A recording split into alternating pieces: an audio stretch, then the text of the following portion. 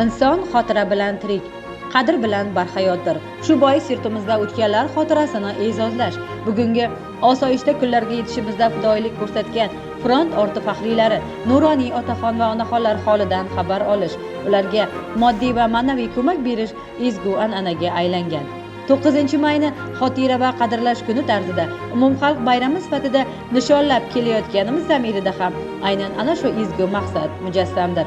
Shu munosabat bilan shahrimizdagi tashkilotlarda, ta'lim muassasalarida o'tganlarni xotirlash, oramizdagi keksa avlod vakillarini qadrlash, tinchligimizni ta'minlash yo'lida jon bergan qahramon hamshaharlarimizni yodga olish tadbirlari o'tkazildi. Shu munosabat bilan bugun erta tongdan Birodarlik qabristonida o'tkazilgan tadbirda shahar hokimligi, idora va tashkilotlar rahbarlari, keksa avlod, keng jamoatchilik vakillari ishtirok etdilar. Unda so'z olgan shahar hokimi Gavhar Alimova ushbu tadbirning ahamiyati haqida so'z yuritar ekan, bugungi tinch va osuda kunlar uchun shukrona qilib yashash lozimligini, yurtimizda har bir inson qadrga loyiqligini, ayniqsa keksa avlod vakillariga hurmat va ehtirom ko'rsatish lozimligini, qolaversa bu kabi qadriyatlar xalqimizga xos bo'lgan ezgu fazilat ekanligini ta'kidladi.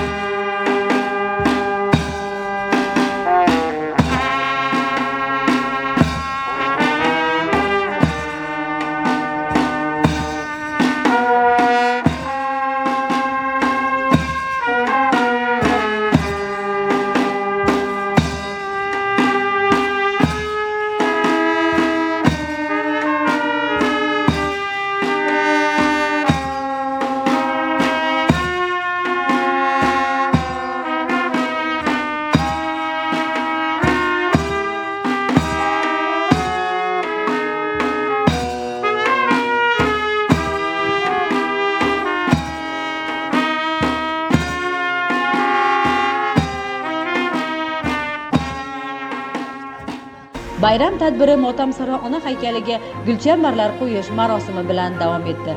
Xotira maydoniga yig'ilgan shahar hokimligi, harbiylar, huquq-tartibot idoralari, davlat va jamoat tashkilotlarining rahbarlari, mehnat faxriylari, yoshlar Motamsaro ona haykali poyiga gulchambarlar qo'yib, hurmat bajo keltirdilar.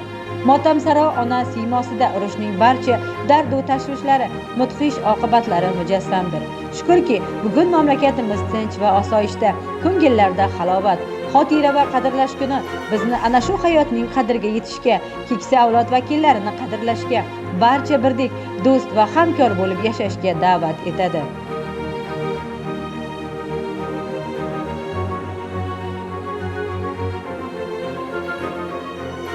Hamyurtlarimiz o'sha surorli yillarda nafaqat frontda, balki front ortida ham mashaqqatli mehnat qilganlar.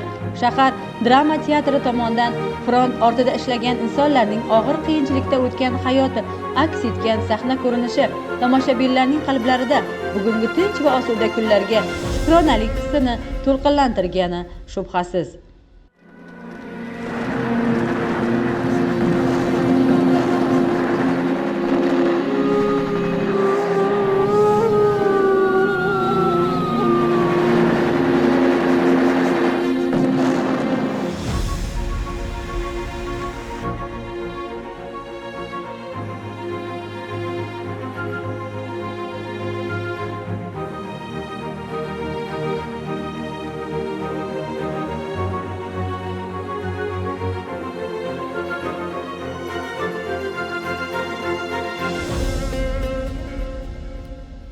Shuningdek, urush yillarida o'zbek xalqining minglab boshpanasiz qolgan bolalarni o'z bolasidek qabul qilganligini alohida aytish o'rinli.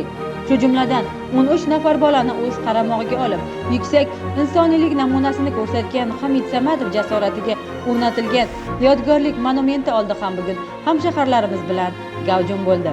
Shuni aytish o'rinliki, xotira va qadrlash kunini munosib nishonlashdan ko'zlangan bosh maqsadimiz vatan himoyachilarini xotirlash, oramizdagi fidoyi insonlarning tinchlikning qadriga yetish, tinch osoyishta yashayotganimiz, turmush farovonligini ta'minlash uchun ter to'kib, unumli mehnat qilayotganimizning shukronasini qilishdan iboratdir. Bu har qanday kishini ma'nan rag'batlantiradi, uni yashashga, yaratishga, ezgu yurtga sadoqat va qat'iyat bilan xizmat qilishga undaydi. Zero xotira hamisha muqaddas, qadr esa azizdir.